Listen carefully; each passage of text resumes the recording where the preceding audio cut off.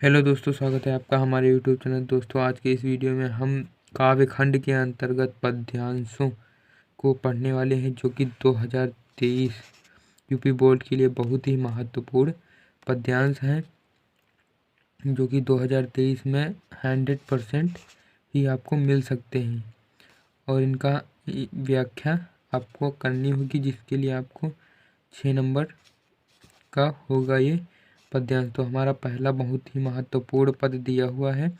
पहला पद है, चरण कमल बंदो हरिराई, जाकी कृपा पंगु करि लंघै, अंधे को सब कुछ दर्शाई, बहिरो सुनय गूंग पुनि बोलय, रंक चलय सिर छत्र धराई, सूरदास स्वामी करुणामय, बार बार बंदो तिहि पाई। तो सबसे पहले हम इसका संदर्भ देख लेते हैं। तो संदर्भ है प्रस्तुत वंदना पद। प्रस्तुत वंदना पद महाकवि सूरदास द्वारा रचित सूरसागर महाकाव्य से लिया गया है। यह हमारी पाठ्य पुस्तक के काव्य खंड में पद शीर्षक के अंतर्गत संकलित है। फिर इसका हम लोग प्रसंग होगा। प्रस्तुत पद में महाकवि सूरदास ने अपने आराध्य के चरणों की वंदना की, यानी प्रस्तुत पद में सूरदास ने अपने आराध्य श्री कृष्ण के चरणों की वंदना की है। तो फिर इसकी व्याख्या क्या होगी? व्याख्या होगी, हिंदी चरण कमल बंदो हरिराई। यहाँ पर हिंदी साहित्य के कृष्ण भक्त शाखा के महान उपासक महाकवि सूरदास जी कहते हैं, चरण कमल बंदो हरिराई। क्या कहते हैं कि मैं भगवान श्री कृष्ण के कमल रूपी चरणों की वंदना करता हूँ। जाकी कृपा, जिनकी कृपा से, पंगु करि लंघै, जिनकी कृपा से लंगड़ा व्यक्ति भी पर्वत को आसानी से पार कर जाता है, अंधे को सब कुछ दर्शाई, और अंधे व्यक्ति को सब कुछ साफ साफ दिखाई देने लगता है, बहिरो सुने, और बहरा व्यक्ति सब कुछ साफ साफ सुनने लगता है, गूंग पुनि बोले, गूंगा पुनः फिर से बोलने लगता है, रंक चले सिर छत्र धराई, और भिखारी भी राजा की भांति सिर पर पगड़ी रखकर चलने लगता है। फिर आगे कहते हैं सूरदास स्वामी करुणामय। सूरदास जी कहते हैं कि ऐसे करुणामयी स्वामी भगवान श्री कृष्ण की कमल रूपी चरणों की बार बार बंदो तिहि पाई, मैं बार बार वंदना करता हूँ। आखिरी लाइन फिर से देखेंगे, सूरदास स्वामी करुणामय। सूरदास जी कहते हैं कि मैं ऐसे करुणामयी सूरदास स्वामी भगवान श्री कृष्ण के चरणों की वंदना करता हूँ, जिनकी असीम कृपा से लंगड़ा व्यक्ति चलने लगता है, अंधा सब कुछ देखने लगता है, और बहरे व्यक्ति को सब कुछ साफ साफ सुनाई देने लगता है, गूंगा व्यक्ति पुनः बोलने लगता है, और भिखारी भी राजा की भांति सिर पर पगड़ी रखकर चलने लगता है। मैं ऐसे करुणामयी स्वामी की बार बार वंदना करता हूँ। इसके बाद सबसे महत्वपूर्ण पैसेज है, उद्धव मोहि ब्रज बिसरत नाही, वृंदावन गोकुल वन उपवन, सघन कुंज की छाही।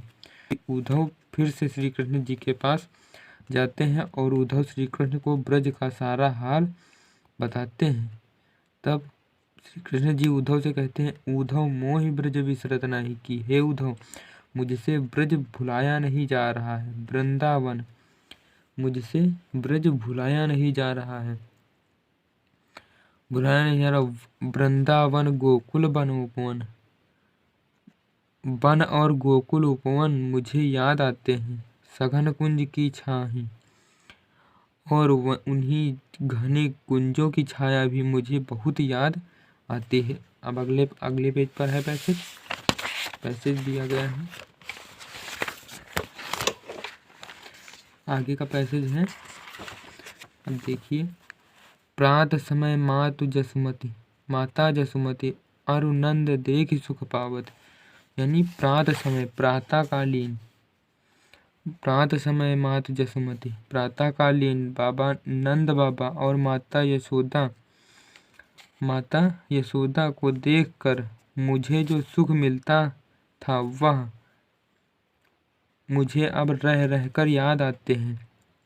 फिर आगे क्या बता रहे हैं, माखन रोटी दह्यो सजायो अति हित साथ खियावत। आगे वो बता रहे हैं, वे मुझे मक्खन और रोटी और भली प्रकार जमाया हुआ दही, माखन रोटी दह्यो सजायो, माखन और रोटी और भली प्रकार सजाया हुआ दही कितने अति हित साथ खियावत, कितने प्यार से खिलाते थे। और फिर आगे है, गोपी ग्वाल बाल संग खेलत सब दिन हंसत सिरात। ब्रज की गोपियों और ग्वाल बालों के साथ खेलते हुए मेरे सभी दिन हंसते हुए बीता करते थे। फिर अगला पैसन अगली लाइन में बताया गया, सूरदास धन धन ब्रजवासी जिनसो हित जतु तात। फिर अगली लाइन में बताया गया, सूरदास धन धन ब्रजवासी जिनसो हित जदु तात। ये सभी बातें, फिर श्री कृष्ण जी उद्धव से कहते हैं, ये सभी बातें मुझे बहुत याद आ रही हैं। और सूरदास जी ब्रजवासियों को धन्य मानते हैं और उनके भाग्य की सराहना करते हैं, क्योंकि श्री कृष्ण को उनके हित की चिंता है और श्री कृष्ण इन ब्रजवासियों का प्रतिक्षय ध्यान करते हैं। फिर इसके बाद अगला बहुत ही महत्वपूर्ण पैसेज यहाँ पर हमारा है, उद्धव मन ना भये 10-20। अगला सबसे महत्वपूर्ण पैसेज है, उद्धव मन ना भये 10-20 एक हु तो सो गयो श्याम संग कौ अवराध्यो ईस। इंद्र शिथिल भई केशव बिनु ज्यों देहि बिनु शीस।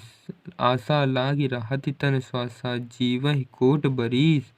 तुम तो सखा श्याम सुंदर के सकल जोग के ईस। सूर हमारे नंद नांद बिनु नंद नंदन बिनु और नहीं जगदीश। उद्धव मन न भये 10-20। जब उद्धव श्री कृष्ण ने ब्रजवासियों की हालचाल पूछने के लिए उद्धव को ब्रज भेजा, तब उद्धव से गोपिकाएं कह रही हैं कि उद्धव मन ना भये 10-20, कि उद्धव, हे उद्धव, हमारे पास 10-20 मन नहीं है और ना ही हमें चाहिए।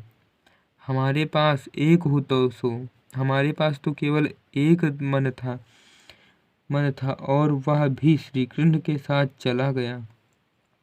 एक हो तो गयो श्याम संग को राध्यो ईस। एक जो था वह श्याम के संग चला गया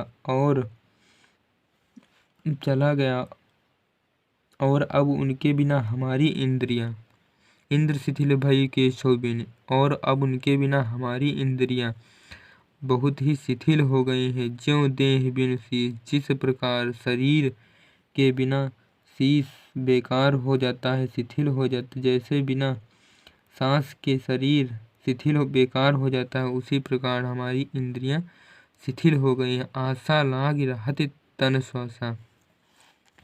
फिर आगे कहते हैं, श्री कृष्ण के लौटने की आशा लाग रहति तन श्वासा। श्री कृष्ण के लौटने की आशा में ही हमारे शरीर में श्वास चल रही है। आशा लाग रहति तन श्वासा, यानी तन श्वासा, तन में श्वास चल रही है। जीवहि कोट बरीस, और इसी आशा में हम करोड़ों वर्षों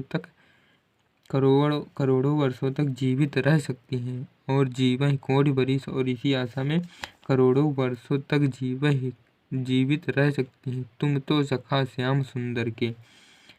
फिर गोपिकाएं उद्धव से कहती हैं, हे उद्धव, आप तो परम सुंदर श्री कृष्ण के मित्र हो, तुम तो सखा श्याम सुंदर के। फिर गोपिकाएं कहती हैं, हे उद्धव, आप तो परम सुंदर श्री कृष्ण के मित्र हो, सुंदर के सकल जोग के ईश, और सभी प्रकार के योग माने तो संयोग मिलन के स्वामी हो।